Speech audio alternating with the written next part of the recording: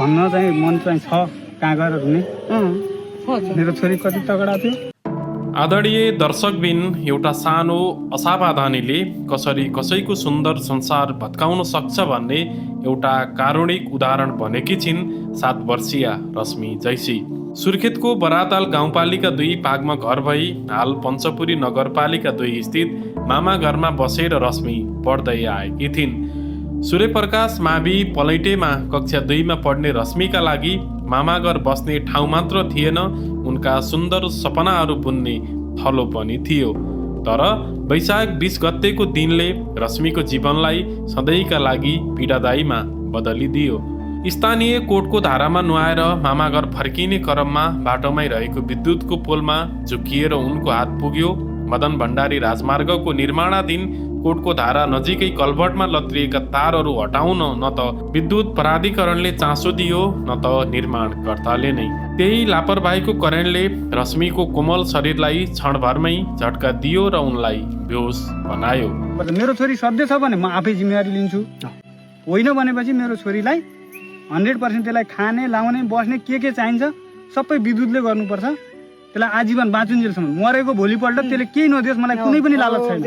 तर मेरो छोरी जिउँदो हुँदा मेरो छोरीलाई चाहिँ स्याहार त्यसले गर्नुपर्छ। सुर्खेतमा उपचार सम्भव नभएपछि उनलाई तत्काल काठमाडौँ लगियो। नियतिले ज्यान त जोगायो तर ती हातहरू जोगाउन सकेन। चिकित्सकहरूले रश्मिका दुवै हात काट्नु पर्यो। अब ती कलिला हातले न त कहिले अक्षर कोर्न र न त आफैले घाँस हालेर खान सक्नेछन्। काम गर्नेदेखि खाने खुवाउने पढाउने त्यो के गर्ने हो? लेख्न मिल्दैन, पढ्नमा ट्यालेन्ट थियो मेरो छोरी, दुईटै हात नबची कसरी लेख्छ मेरो छोरी? अस्पतालका अनुसार रश्मिलाई पूर्ण रूपमा निको हुन अझै कम्तीमा 2 महिना लाग्नेछ।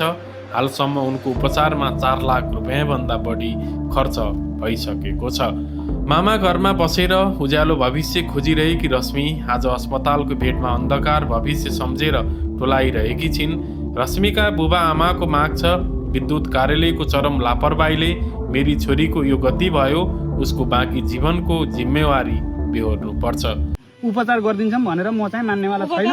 मेरो छोरी सधैँ बनाइदिनु पर्यो उपचार गर्ने भने, मलाई कुनै आपत छैन। सधैँ छोरी दिन्छन् भने तेरो छोरी सही छ ला लैजा भन्छन् भने मेरो छोरी हिँड्नु पर्यो, उठेर चाहिँ लेख्ने पढ्ने होइन दौडिने कुद्ने भन्नु पर्यो। म चाहिँ लिन्छु मेरो छोरी, मलाई केही चाहिएन, कसैको लालच चाहिँ म आफू कमाएर पाल्छु मेरो छोरी।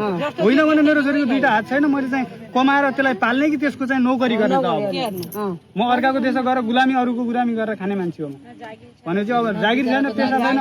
अब सासु आमालाई पनि अब त्यस्तै छ अवस्था, कोही छैन, उहाँलाई चाहिँ साथी मुख बोल्ने साथी हुन्छ भनेर राखेको। घटनाबारे छानबिन गर्न नेपाल विद्युत प्राधिकरण कर्णाली प्रदेश कार्यालयले समिति बनाएको छ। प्रतिवेदनले रश्मिको गुमेको अङ्ग र भत्किएका सपना फिर्ता दिन सक्दैन। यो घटनाले हाम्रो प्रणाली र विकासको मोडलमाथि एउटा प्रश्न खडा गरिदिएको छ। पानी ल्याएर दिन्छ कि नातिनीले हुर्केपछि भन्ने थियो भने छोरी मैले लगेर गर्छु, मसँग छ एउटा नातिनी थियो, त्यही पनि अब 2टा हात चुड्दिएपछि कसले गर्छ त? एउटाको होइन 2टाको जिन्दगी बर्बाद गर्यो। अब त्यहाँ बजाइको पनि गर्यो, नातिनीको पनि गर्यो। पानी दिन्छ कि काहीँ बाबु पानीले भन्थ्यो कि भन्ने मान्छे अब त्यो उसको स्याहारी उहाँले गर्न पर्ने अवस्था आयो। त्यही भएर हामीलाई चाहिँ अरू केही चाहिएन, 100% ग्यारेन्टी चाहियो। परानी सकिएको भोलिपल्ट मलाई कसैको केही चाहिएन। म लेबरी गर्न जान्छु, मेरो बुढी लेबरी गर्न जान्छ, होइन बजेले काम गर्न सक्नुहुन्न। अनि अब त्यसलाई चाहिँ खाना कसले खुवाइदिन त?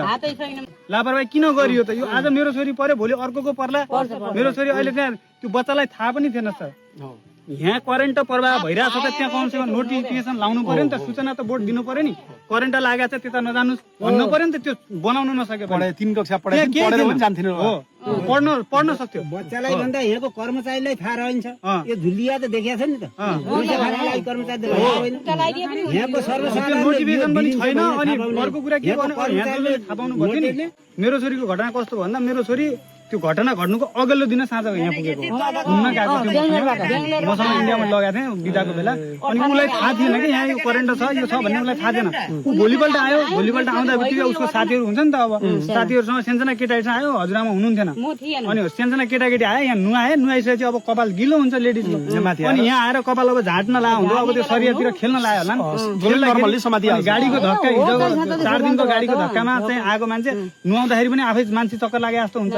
त्यो आउँदाखेरि अब त्यो सरियामा एक हात समातेछ, एक हात त्यहाँ समातेछ, अब त्यो धकधकिएर हो या हैन त्यो अब जान त्यहाँ तल अब करेन्ट लाग्यो लापरवाही तार माथि भएर खसेको भए हामी चाहिँ विद्युतलाई भन्ने थिएनौँ विद्युतले करेन्ट नआनेर मेरो छोरीको हातमा बाँचेको भए त म त बोल्थेन म आफू लगेर उपचार गर्थेँ हामी दैवलाई स्वीकार्थ्यौँ अब लापरवाही उनीहरूले विद्युतको तार छोडेर मेरो छोरीको 2टा हात भ्याइदिने अहिले पनि उहाँ टोपीको मात्र तारै छ उहाँ उठेपछि ठ्याप्प लाग्छ त्यो प्रमाण यता पनि देखाइदिनु छ अहिले पनि प्रमाण देखाउनु पर्छ भन्छ यो कानुनले हैन कानुन अन्धो छ अन्धो कानुनलाई यो उहाँ उठ्यो भने झ्याप्पै करेन्ट लाग्छ अहिले करेन्ट चाहिँ अहिले काटेको छ अब हेर्नु तार अहिले पनि त्यहाँ त्यस्तो भने अहिले उताबाट आइरहेको बच्चालाई चाहिँ कसरी थाहा हुन्छ कि यहाँ करेन्ट छ भनेर बच्चा त त्यहाँ ढिगढिग भइहाल्छ झन् उल्टो